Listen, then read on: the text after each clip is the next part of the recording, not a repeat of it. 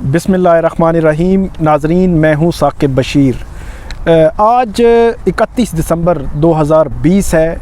हमारा इस साल का ये आखिरी वीलॉग है और इसमें 2020 में मेरी अदालती रिपोर्टिंग के दौरान मैंने क्या देखा, क्या दिलचस्प था, जिसमें से बहुत कुछ रिपोर्ट नहीं हुआ और बहुत कुछ रिपोर्ट हुआ लेकिन वो मेन स्ट्रीम पे नहीं आ सका, जिसका जिस तरह आम पब्लिक तक जो ख़बरें हैं वो पहुंचती हैं, लेकिन वो इंतहाई दिलचस्प चीज़ें थीं। इसका जो सारा लुब्बे लुबाब है तमाम मामलात का वो मैं आपके सामने रखूँगा।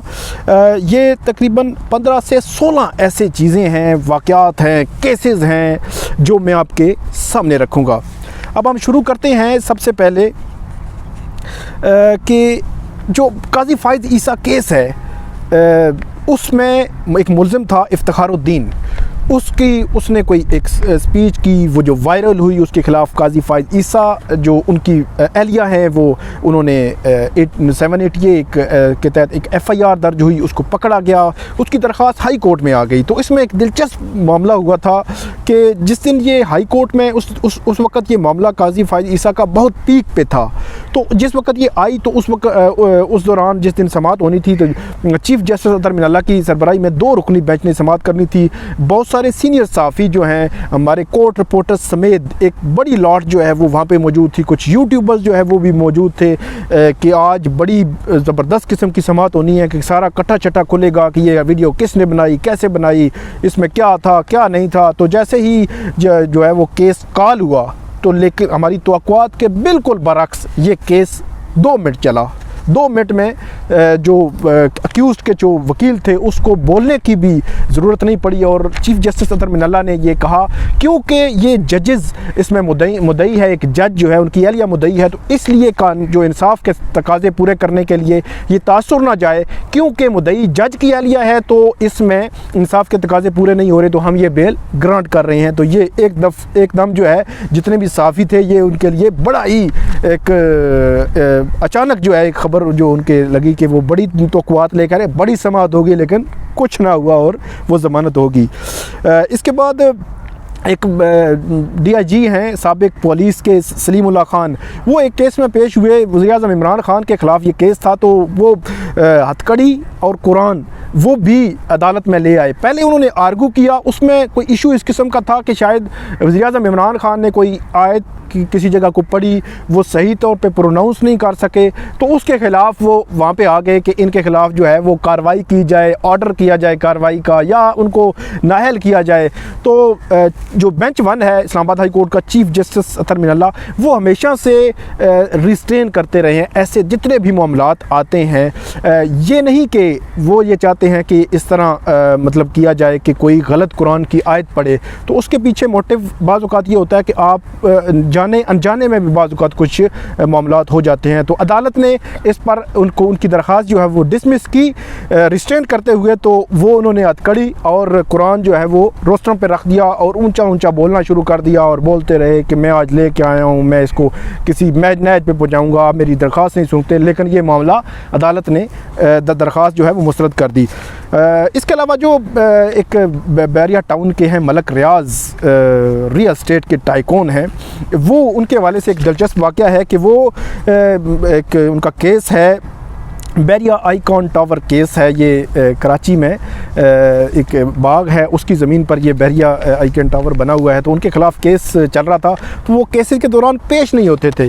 तो उस वक़्त एक दिन वो पेश हुए, तो उनकी पेशी के लिए स्पेशल 8 बजे जो अमला है वो इस्लामाबाद की एहतसाब अदालत का वो पहुंचा। मलक रियाज जो है वो अपने सारे लोगों के साथ पहुंचे। तो वहाँ पे वैसे अमूमी तौर पे जो 9 बजे समाअत क्योंकि शुरू होती है, तो जो साफ़ी हैं वो भी रिपोर्टर्स वो भी 9 बजे के आगे पीछे पहुंचते हैं। तो उस दिन कोई ख़ास और भी कोई केस लगा हुआ था, शायद जो रिपोर्टर्स हैं उनको आइडिया नहीं था कि मलक रियाज वहाँ पहुँचेंगे। तो वो मलक रियाज वहाँ पे आए, अदालती अमला आया, अदालत खुली और सुबह 8 बजे उन्होंने हाज़िरी लगाई और हाज़िरी लगा के निकल गए। मतलब ये है कि जो बाअसर लोग हैं जिनके हवाले से हाई कोर्ट्स भी हम देखते हैं ऑब्जर्वेशन देती है कि उनके लिए ख़ास जो है एहतमाम बाज़ औक़ात किए जाते हैं। तो यहाँ पे भी ख़ास एहतमाम हुआ, किसने किया, कैसे किया, इस पे हम नहीं जाते, लेकिन एक वाक़या जो है आपकी सामने मैं रखना ज़रूरी समझता था। तो हमारा एक साफ़ी वहाँ पे था, उसने इसकी फुटेज भी बना ली।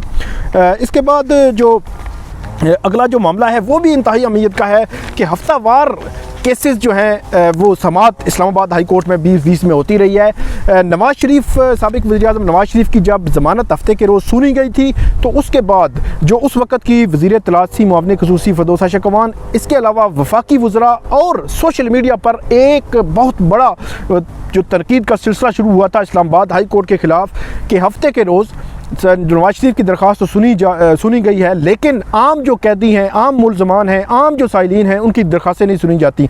तो उसके बाद हमने देखा कि हाई कोर्ट में टिल टुडे, उससे कबल भी होता था लेकिन वो क्योंकि रिपोर्ट कम होता था इसलिए वो सामने नहीं आता था, लेकिन उसकी रफ्तार ये नहीं थी। लेकिन उसके बाद हफ्ते के रोज़ जो है वो समातें होना शुरू हुई, जिसमें हमने देखा कि CDA के ख़िलाफ़, इस्लामाबाद में कब्ज़ा माफिया के ख़िलाफ़, इस्लामाबाद में जो फार्म हाउसेज़ हैं उनके ख़िलाफ़, सोसाइटीज़ के ख़िलाफ़ केसेस सुने गए। जो शुरू में जब कोरोना के हवाले से चीन में पाकिस्तानी जो वुहान में फंसे हुए थे उनके ख़िलाफ़ हर हफ्ते को समात होती थी। इसके अलावा जो भी बड़ा केस अभी भी वीक में कोई ऐसा केस हो जिसमें लंबे आर्गूमेंट चलने हों, जो काउंसिल अवेलेबल ना हो तो अदालत केस लगाती है। तो इस दफ़ा भी मतलब 2021 में भी मैं आपको बताऊं तो 2021 में भी पहली जो हफ्ते के रोज़ परसों समात आज अदालत ने रख दी है, जिसमें जो भट्टे पर काम करने वाले को बच्चे थे उनको आपस बेजा में रखा गया था। तो अदालत ने उनको प्रोड्यूस करने का हुक्म दिया है और कहा कि हफ्ते के बजाय हमें इतवार भी अदालत लगानी पड़ेगी तो लगाएंगे। तो हफ्तावार समातों का छुट्टी वाले दिन समातों का सिलसिला शुरू हुआ।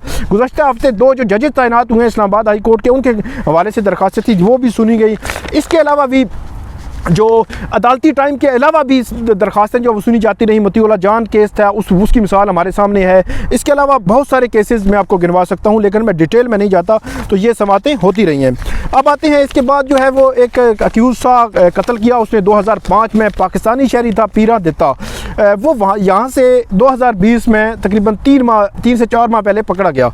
तो क्योंकि हमारी जो बीट है, कोर्ट बीट है, तो जो हमारे रेलेवेंट खबर होती है उसका सबसे पहले हमें देना ज़रूरी होता है। चाहे कि हम दफ्तर से हमें कॉल आए कि आप ये खबर दें।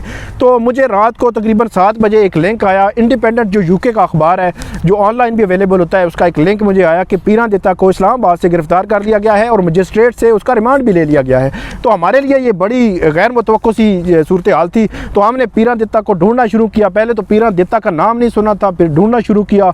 रात भर इसमें लगे रहे, रात मतलब 11 बजे तक। उसके बाद सुबह पहले इस्लामाबाद कचहरी में, फिर जो DC ऑफिस है वहाँ पे, फिर एक और जगह है जहाँ पे मजिस्ट्रेट बैठता है वहाँ पे। तो हम ढूंढते तकरीबन 8 से 10 घंटे की तगो-दो के बाद आखिर में पीरा देता जो है वो हमें मिला। तो ये हमारी जो अदालती रिपोर्टिंग के दौरान एक दिलचस्प जो है वो केस मामला था वो मैंने आपके सामने रखा। एक और वाक़या है नाज़रीन, तोशा खाना रेफरेंस में इस्लामाबाद की एहतसाब अदालत ने बज़रिया इश्तिहार नवाज़ शरीफ की, साबिक वज़ीर-ए-आज़म नवाज़ शरीफ की जब तलबी की थी तो उसके ख़िलाफ़ जो बैरिस्टर जहांगीर जदून है, मुस्लिम लीग नून के काफ़ी मुतहर्रिक वकील हैं, उनकी जानिब से हाई कोर्ट में एक दरख्वास्त इस एहतसाब अदालत के इस फ़ैसले के ख़िलाफ़ डाली गई थी और उसमें ये प्ली ली गई थी कि नवाज़ शरीफ की गैर मौजूदगी में भी ये केस जो है उसको पैरवी करने की इजाज़त दी जाए और बज़रिया इश्तिहार तलबी का जो ऑर्डर है इसको सेट असाइड किया जाए। तो इसमें दिलचस्प मामला ये है कि ये वो मौका था या लम्हात थे जिस वक़्त नवाज़ शरीफ के केसेस का खुलने का दूर तक कोई इम्कान नहीं था, क्योंकि 1 साल कबल, तकरीबन 1 से 1.5 साल कबल वो समात हुई थी। तो दूर तक ऐसा नहीं लग रहा था कि नवाज़ शरीफ के केसेस दोबारा से शुरू होंगे, कब फिक्सेशन होगी। लेकिन ये जब ये केस लेके वहाँ पहुँचे तो वो जो चीफ़ जस्टिस हैं उनकी अदालत में ये केस था, तो उन्होंने पहला सवाल ये रखा कि ये कहाँ पे हैं जो इसमें अक्यूज़ड हैं या जो बेल पे हैं। तो उनको बताया गया कि वो तो बैरून मुल्क हैं। तो उनका फिर ज़मानत वाला मामला आ गया कि ज़मानत की क्या स्टेटस है, ये वो। तो उसमें फिर उन्होंने पूछ लिया कि ज़मानत का स्टेटस नेक्स्ट डेट पे बताएं। तो जैसे ही बाहर निकले उस कोर्ट से तो बैरिस्टर जहांगीर जदून जो है वो हमारे बड़े अच्छे हैं, हमारी अच्छी उनके साथ गपशप भी होती रहती है। तो मैंने उनको कहा कि आज से आप ये समझें कि जो केस हैं नवाज़ शरीफ के, साबिक वज़ीर-ए-आज़म नवाज़ शरीफ के, वो खुलने जा रहे हैं, क्योंकि जो हाई कोर्ट ने पहली दफ़ा ये पता कर लिया था कि ये स्टेटस क्या है, उनकी ज़मानत का स्टेटस तो बताएं जो फरवरी में ख़त्म हो चुकी है। तो फिर अगली डेट पर वो जो इस दौरान बड़ी वो गहमा गहमी, बड़ी वो मामलात हुए, बल्कि नेक्स्ट डेट पर जब जब केस था तो बहुत साफ़ियों का एक जम गफ़ीर जो है वह मौजूद था कि आज बड़ा मेला लगेगा और पूछा जाएगा कि नवाज शरीफ की ज़मानत का स्टेटस क्या है और अदालत जो है कोई नया ऑर्डर जारी करेगी। लेकिन बैरिस्टर जहांगीर जुंदू ने हमें भी नहीं बताया कि मैं ये करने जा रहा हूँ, और जब अदालत के सामने पेश हुए तो उन्होंने कहा कि मैं विदड्रा कर रहा हूँ, और उन्होंने विदड्रा तो कर ली, अदालत ने अलाउ भी कर दी और विदड्रा भी होगी, लेकिन उसके 1 हफ़्ते के बाद ही केस जो है नवाज शरीफ के फ़िक्स हो गए। ये नाज़रीन ये एक वाक़या था।